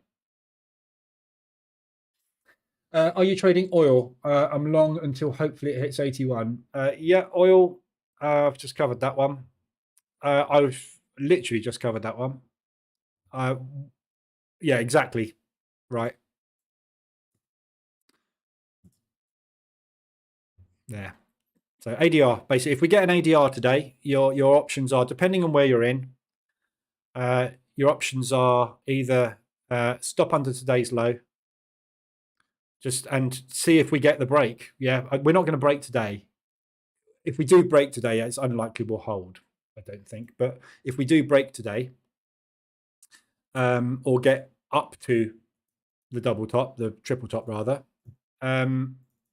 we need to see if next week we can push up for that high, which is $83 a barrel. So just keep trading it. Look at the daily lows. Yeah, so if you look at what we've been doing, yeah, lower the days. Just if you trail the lower the days with oil at the moment, if this pushes up to there and mucks about, trail there. If we do get that breakout, you'll be trailing up here. As long as this thing keeps making higher lows, trail the higher lows. But I don't know how much money you're going to have there. So it's your choice, isn't it? Oh, entries at today's low. Well, yeah. I don't know. Obviously, I can't make the decision on whether you get out or not. If your target is 81, get out of your target. If that's what you're happy with, do it. If your entry there is, if you're using a stop loss and you're in profit, yeah, I mean that's a beautiful 5-to-1, 6-to-1 reward on a trade, isn't it? So you'd get out. Will the news today move oil? Unlikely, no. There isn't any. There's nothing that's going to move oil today unless they say something about oil. Or you want to watch Financial Juice, see if anything comes out about oil. But there's nothing today oil related.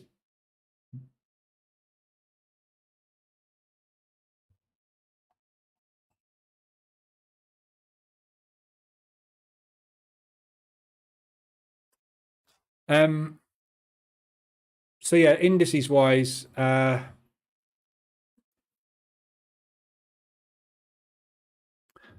DAX I've covered.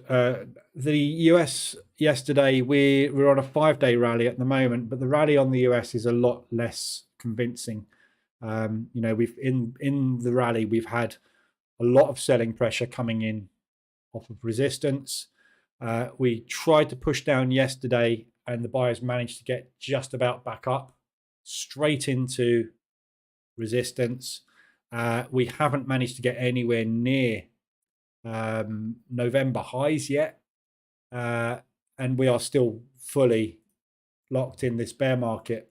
But we are also not going down. So the US markets are difficult to call at the moment. We're sitting up at highs, obviously, on the Dow, and the S&P is stuck in a symmetrical triangle at the minute. So, we're contracting one way or the other. But all of these were calling initially COVID as the target, and we haven't hit it. So it's mixed again. It's very, very difficult conditions at the minute. There's so many mixed messages out there from institutions, from banks, from central governments. Some are calling the bear market over. Some are calling the bear market about to start its next leg. You can't really listen to anybody. You got to follow the money. And I personally think, with the way that we are just starting to kick into some of these recessions in certain countries, I just don't think we're at a point where we can start to recover economically yet. For stock markets to rise, the vast majority of the stocks in the top tiers in these stock markets, in the DAX, in the FTSE, the Nasdaq, etc., the vast majority of these are consumer based. So their income comes from consumer products, or they are manufacturers for other firms that sell to retail, to us. We haven't got any money at the moment. So performance, I think the next round of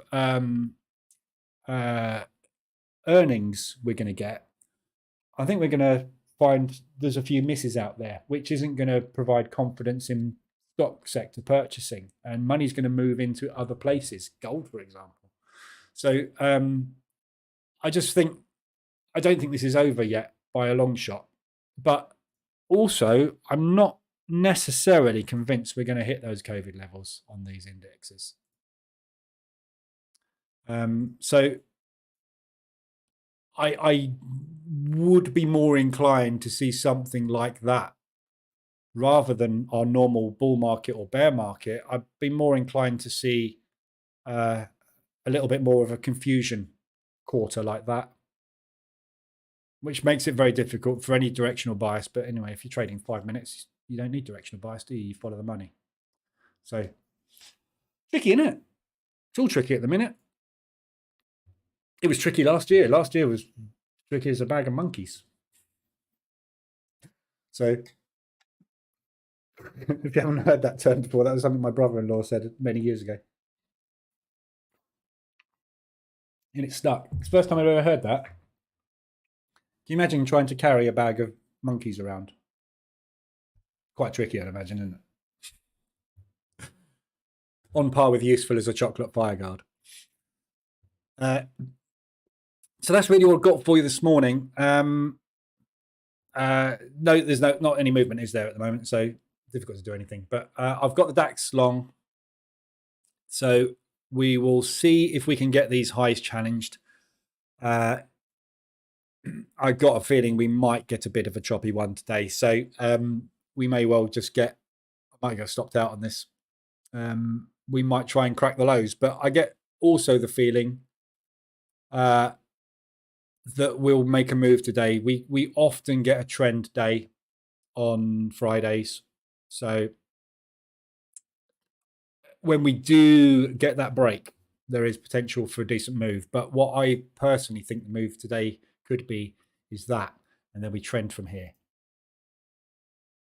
So and that may well be this afternoon when the Nasdaq kicks in. So see what happens. But yeah, anybody got any other pairs they want to look at that I haven't covered? Or oh my god, there's an advert going on.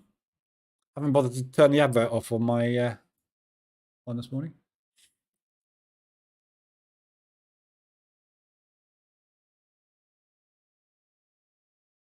No news again this morning. Euro yen's going well so far. So there's your reverse alert. So I'm just about to, in 4 minutes, take my second position somewhere here. Assuming that doesn't end as a whacking great wick.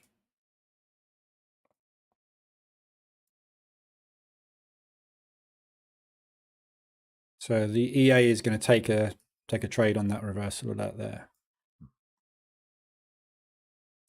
And hopefully, what I'd like to see is this just come up and rest up there this morning. That'd be lovely. So that banked me about 0.5%, which would be fantastic. Nobody got anything else I want to look at? Anything else I want to discuss? The retail sentiment intraday is updated every hour. Yeah. So if I refresh the page now on this, or did I refresh it? I can't remember if I refreshed it, but look, 55, 83, 47, or 83, 55, 47. So if I refresh it, 83, 55, 47. Yeah, I think I did actually, because what I did was I went over into these pages, didn't I, and came back. So this is actually updated. So this is the 9 o'clock update.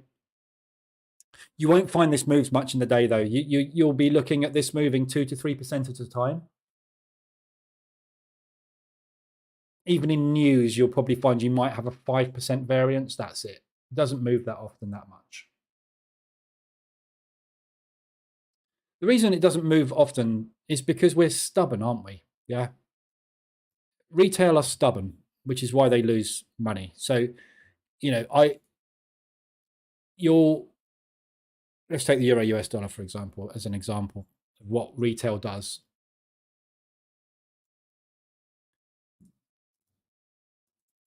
Yeah. So retailers long stuff when it's coming down.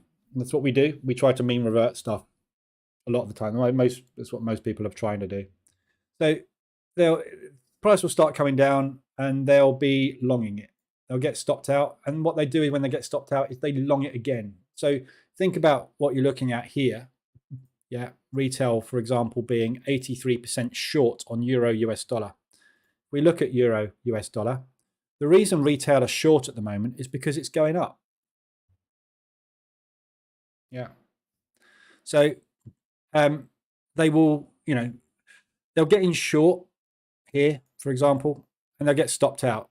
And they go, oh, missed it. And they'll see a bear candle like that, one little one there, and they'll get in short and they'll get stopped out. And then they'll see an accumulation and it will quickly break to the downside. They'll take a breakout trade and they'll get stopped out. and then they'll get in short again. And the problem with retail is they have a bias, and when they're wrong on their bias, what they don't stop is executing their bias. Eventually, they blow their accounts, or they just give up, and they go, I'm not going to do that anymore. I'm going to go and trade something else. I don't trade the euro US dollar anymore, or that strategy doesn't work. I'm going to go and find another strategy. And then that gradually shifts. And as soon as that shifts, it goes the other way. Yeah. I'll show you the IG sentiment index. This will give you, this is one of the sources that gives you an idea of how it works on IG. So, doesn't matter which one we take. What's this? Aussie cat? Yeah, Aussie US dollar. Yeah. So, so the blue line here, right? This is the what we call the flip. So the market has flipped long here. So the blue line is longs, the red line is shorts. So everybody is going long. Yeah, the blue line is going up. Price goes down. Yeah, and you can see here, less people start to go long, which means that more people are going short. So price goes up because everyone's going short, the price moves up. Then everyone goes, oh, we need to go long. So the price comes down. Yeah. And then everyone goes, this isn't working. I'm going to go short. So the price pushes up. Then they go, oh, we need to be long. And then the price pushes down.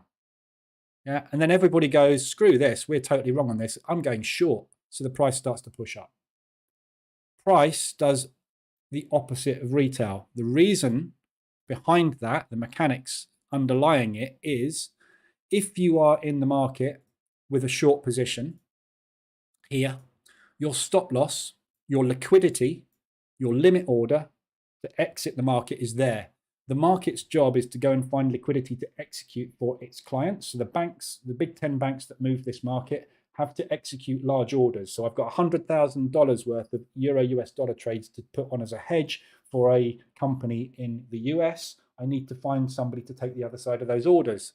If you are short on this, your liquidity is there. The market will come up and execute orders there because it needs you, the liquidity provider, to be able to execute its order. There's liquidity there. There's liquidity there. There's liquidity there. There's liquidity there. It knows where the liquidity is. There's some there. There's tons of it here. Absolute shed loads of it here because everybody in Asia that went long is there. So it's coming down now. And what it will do is it will come down and it will grab this. Dependent on whether or not it's got enough here, it will either come back up there and grab that, or it won't. It will come down and find the next pool, which is here. Yeah. So this is just showing you where the liquidity is. At the moment, because everybody's short, all the money is sitting at the top. So we want to be long, but we only want to be long if the big boys are also long, because they will help us, because we know they are executing long orders, volume going up, and we've got the market maker desks or the market execution desks also trying to find liquidity, which is up. So if those two things align, you get the inverse movement happening. Pick any instrument. Doesn't matter which one you pick. Same thing. Everybody's going long, the market comes down.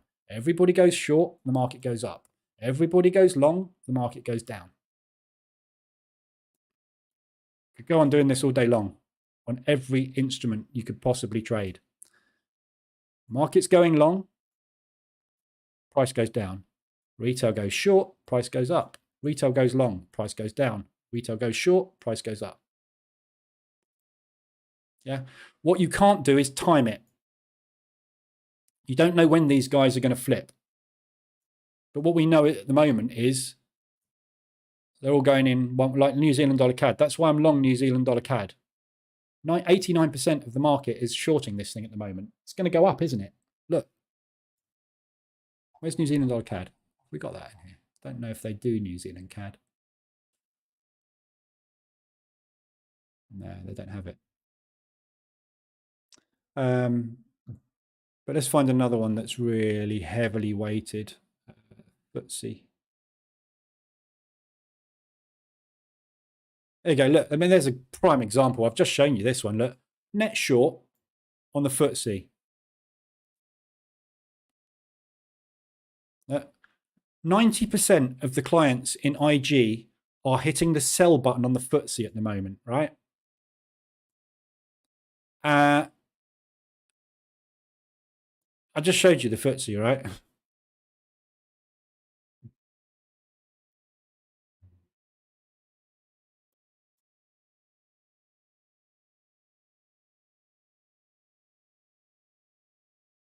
%90 of you, me, and everybody else sitting at home is hitting the sell button on it. Because what? They're trying to mean revert it. They're trying to mean revert a steam train. And they're just going short, stop out, short, stop out, short, stop out, short, stop out, short, stop out, short, stop out, short. Where do you think liquidity is? Where do you think this is going? Yeah, it's just what it does. It's what we don't see what is going on under here. The mechanics behind this is this massive machine with 10 banks in it. And those banks have been given instructions by large corporates to execute positions. If they need to execute those positions, they have a problem. I can't execute a buy for you, customer, because there's no one that wants to sell it to me. We'll go and find someone that wants to sell it to me. All right, well, I know there's a load of orders up there because the idiots are going that way. All right, well, go and get those. I know I'm going to get a worse price for it, but execute my order, please. That's what the bank's problem is. Yeah, banks aren't happy. They can't execute the positions. What I would love to do in a bank right now is if someone gives me 100 grand's worth of orders, press a button to execute 100 grand's worth of orders. Trouble is, I haven't got anybody on the other side that wants to buy 100 grand's worth. So what have I got to do? Split it down into tiny little bits and execute loads and loads and loads of positions. But my tiny bits are still 10 grand orders, 100 lots at a time. Yeah. And this is all this is telling you, the mechanics. But there's a lot of brokers that release this information, this data. And they know it as well. Look, their bias is bearish. Why? Oh no, it's the wrong way around. Look, net longs. That's the wrong way around. That one. Why is that wrong? Or is that's what the market is? So the market is bearish. They're saying, aren't they? But it's the same thing. It's the whole thing with sentiment is you take the contrarian view. But we've known about this for decades. Well, not decades, but we've known about this since we've had electronic brokers. But no one ever does anything about it, do they? So, it's something to pay attention to. But you can't use it, all right, I know this is 100% guaranteed to go up today. It's not at all. It's not the way it works. But it's something you can take into account and use.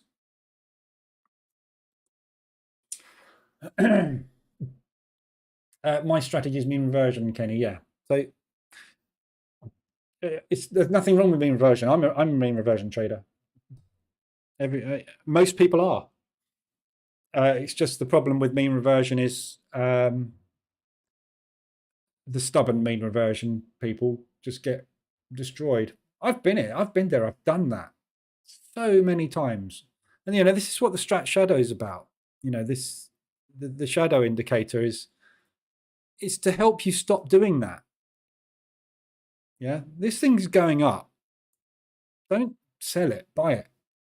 Just buy it when it's here or somewhere around here. Just don't buy it up here because it's knackered.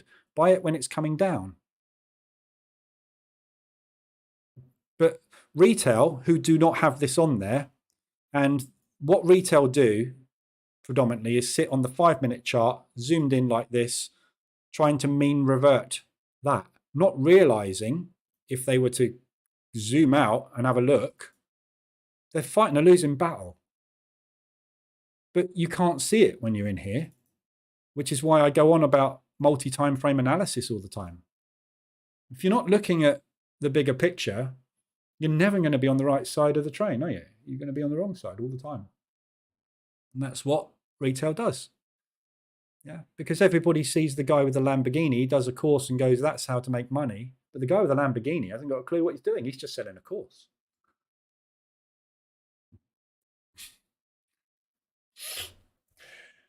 Do you think that the new oil supply agreement in China, between Saudi and China, affects the US dollar? don't think so. Don't know. I can't see why it would. You need to look at, I mean, this is something you need to research. Does the US supply at the moment a massive amount of oil to China or Saudi? And if so, are they not going to allow that supply anymore, which may well affect the US dollar? I don't know. I don't follow it that deep because I don't trade oil that deep. I don't go into oil much. I like it every now and again. Then I fall out of love with it. Tony, on my IC markets chart, I have the buyers and sellers sentiment. Yeah. Yeah, see, I mean, IC markets, you can go that far as to actually them showing you it. So 60-40 on Aussie US at the moment, is it? There you go. So 60-40 on IC markets. This is not IC markets, obviously. This is an aggregation, but it's not far off. You'll find all brokers are roughly somewhere around where they, you know, it's what we're analysing here is the herd, the crowd, the sheep. We're all sheep. We all follow each other. Yeah. I post something in Telegram, everyone does the same. You're all sheep. I'm a sheep. I'm a sheep of these guys. Yeah. I'm a sheep of, I'm following these guys. We're all sheep in some way, shape, or form. People follow people, and you've got this, all these signal services out there that get it. All these signal services are these guys. That's why I keep saying don't follow signals. If you do find someone that actually has a lucky streak, they're not going to have a lucky streak for long. They're a human being, and they're probably wrong at some point. I'm wrong at some. Everyone's wrong. If we weren't wrong, we'd all be 100% strike rate traders, wouldn't we? And multi-billionaires, gajillionaires. It doesn't happen. But yeah, their sentiment is very similar to what I've got here aggregated. I see. So they're 60-40 short. I'm saying 63-37. It's all the same. It's rough. Draw a line down the middle. If it's this side, you want to be going long. If it's this side, you want to be going short.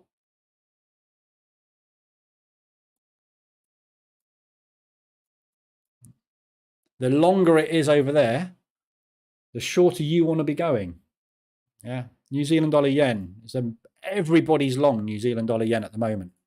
Everybody in the world is long New Zealand dollar yen at the moment.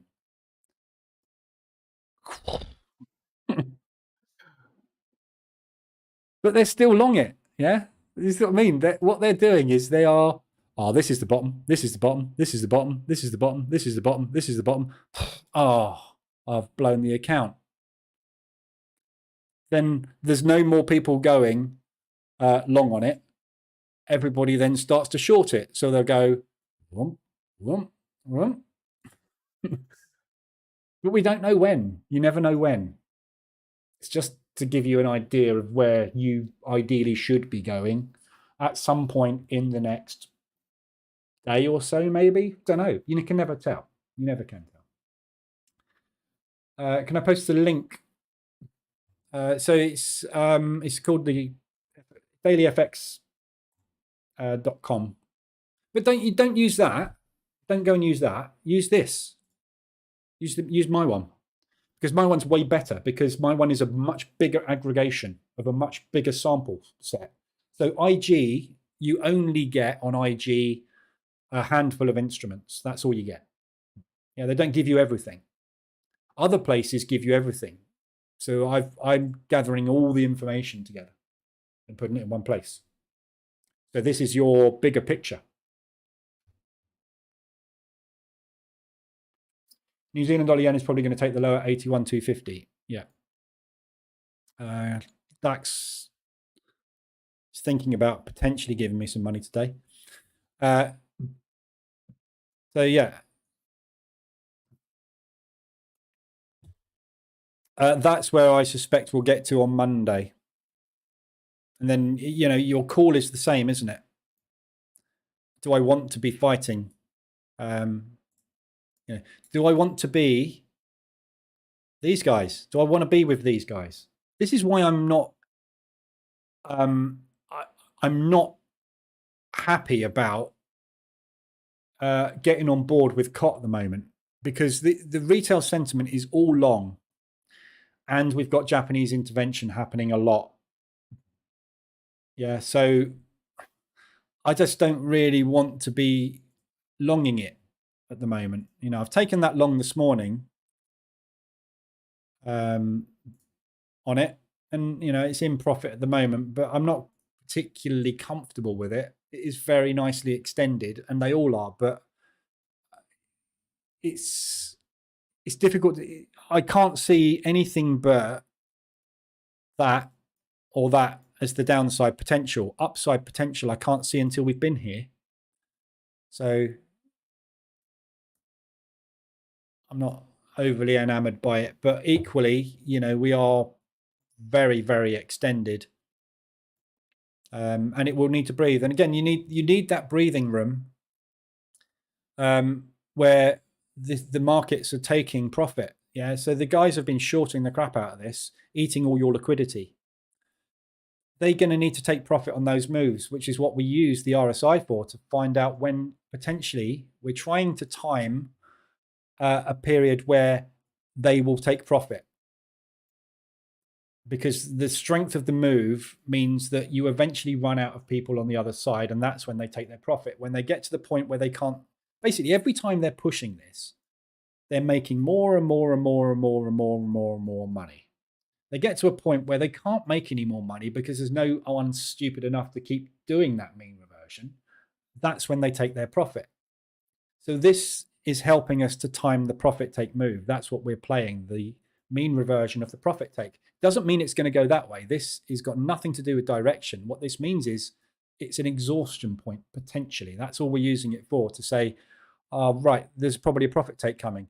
Highly likely it's going to continue to do that. But at some point soon, these guys are probably going to want to exit these positions. And as they hit the sell button, the only exit they have is to hit the buy button. By hitting the buy button, the price goes up.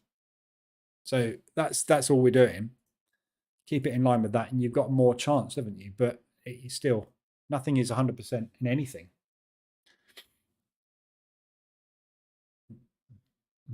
But there's other sentiment places that you can get sentiment all sorts of places on the web.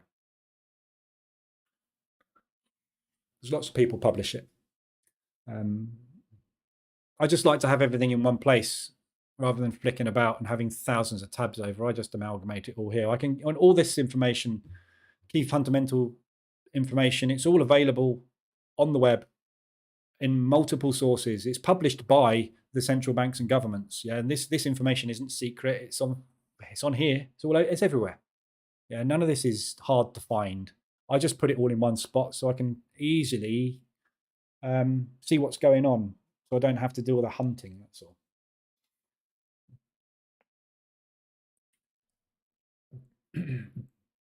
But yeah, but I don't know.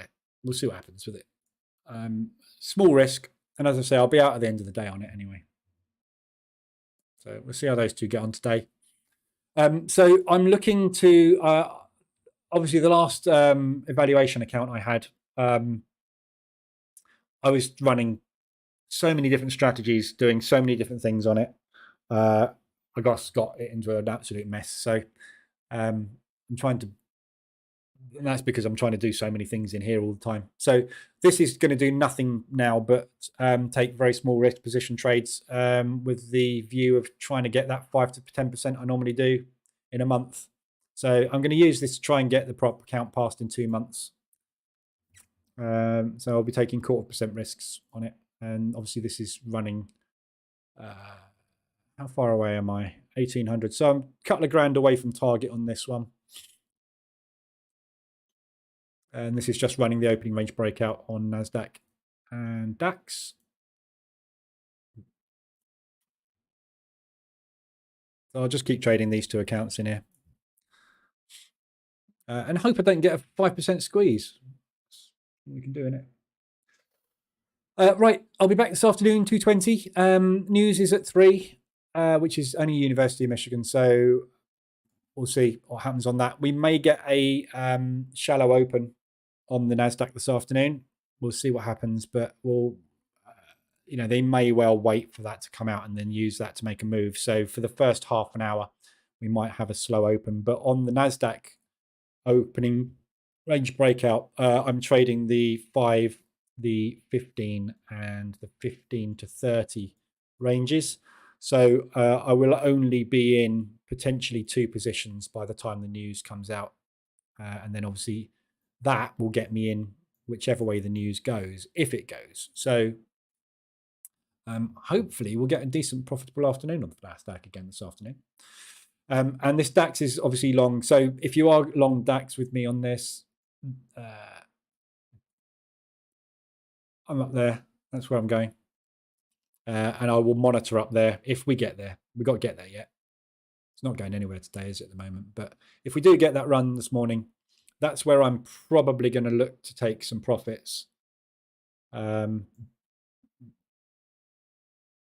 Which is going to be around about $600, not a lot.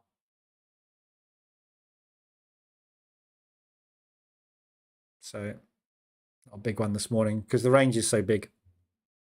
So, but again, we've got to get somewhere first, haven't we? Right, I'll leave it there. Anything you need, let me know. I'll be in the Telegram group.